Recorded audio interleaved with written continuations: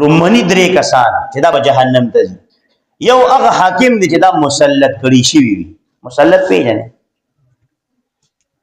دا مسلط نه پیژنې لان شوي کافرو ظالمانو دا په قوم باندې مشر ګړي حاکم ګړي د خلکو د رعایا په منشا نه راغلي د قوم پته به نه راغلي نه سبا اوټونه موټونه تاسو کویږئ نن سره د قوم په اوټو په فیصله نه جوړ شي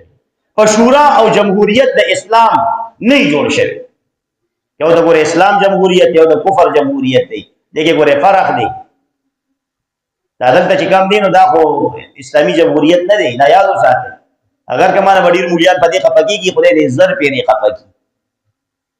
ته ماته دا وایا د عمر فاروق رضی الله تعالی عنہ مبارک شورا وکنه جمهوریت وکنه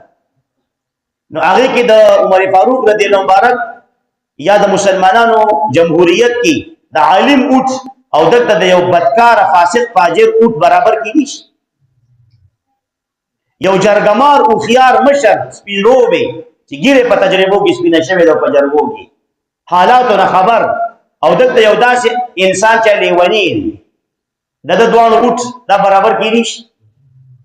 اسلام کې دا برابر نه دي د سړی اوټ د خزه برابر کیږي خزه نه واټه تاسو ته کې په اسلام کې چې رسکم څوک مشر کو ما ته او خای چې عمر فاروق رضی الله تعالی عنہ عثمان غنی رضی الله تعالی عنہ علی شیر خدا رضی الله تعالی عنہ عمر بن عبد العزيز رضی الله تعالی خلفا جوړ شي وي مشران بادشاہان مسلمانانو جوړ شي وي کومه زنانه پکې اوټه چولې دی واغې پکې مشوره ورکړي صحابيات خو وی امهات المؤمنین خو وی ولې هغه مشوره نه ورکوله صحابه ولا نارینه ولا سړول چې یاره زمون مشوره باندې رفتار کې مشره تماته خو د عمر فاروق رضی الله تعالی عنہ په شورا کې د عثمان غنی رضی الله تعالی مبارک په شورا کې تماته خو حکومتي نظام چلولو چې هغه مشوره کې شورا کې زنانه ساتي یو زنانه پکې تماته خو د قیامت پورې راته نشي خولي اوس د کفر جمهوریت راواله د کافرانو په جمهوریت کې د لیونی او د روغ مسلمان اوټ برابر دي د هندو او د مسلمان اوټ برابر دي د لیونی او د عالم اوټ برابر دي د خزي او د سړی اوټ برابر دي مړه دا څنګه جمهوریت دی اسلامیا دا د قوم مشر بلیونی جوړي او دمان او جړاګان براغوندي یو هغه د قوم مشر جوړي مسلمانانو حاکم نو خو بیا به دغه شان شي نو مسلط حاکم ټول نو مخکې به جهنم ته مسلط حاکم زی مسلط حاکم هغه حاکم دی چې بل چا لاونچ کړي دی بل چا را لېږلي دی مسلمان قوم ته او هغه په خپلو اشارو کټپوتلی وزیر اعظم کټپوتلی صدر کټپوتلی مشر حاکم او هغه په اشارو چلی بل څوک او ظلمونه په قوم باندې کوي دغه حاکم دغه بادشاہ دغه مشر صدر وزیر اعظم چې څو ورته وي مړه دا به ټول د مخکې جهنم ته زه د چا نومونه نه لرم زما د چا د نوم سره کار نشته شریعت موږ د دې نه منع کړي نو تاسو پوهیږئ دې ته مسلط حاکم دی ټول د مخکې به دې جهنم ته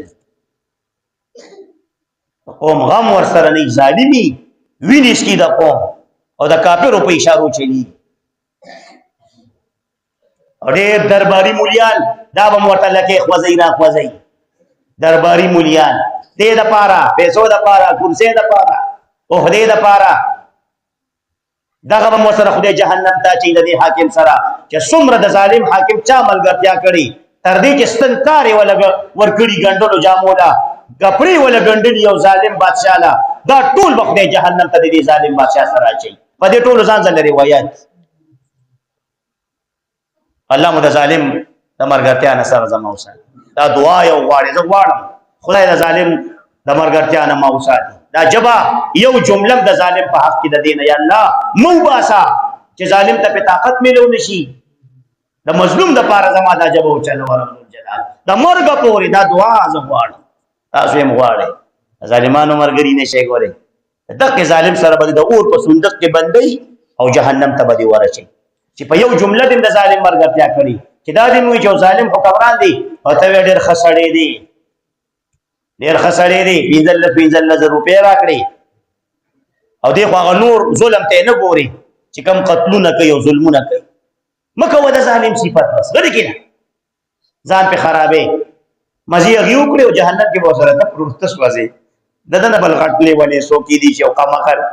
چې مزي غيو کړی دنیا خو د مزو د چرچو د کنه سویمینګ پول دیو د پهشه ډی دیو شرابونه دیو کبابونه دیو چکرې دي د یو خار بل خار ته پجاز کی دي پزمک نزي خپې پزمک نه لګي دا د کندو روډونه غي نه ني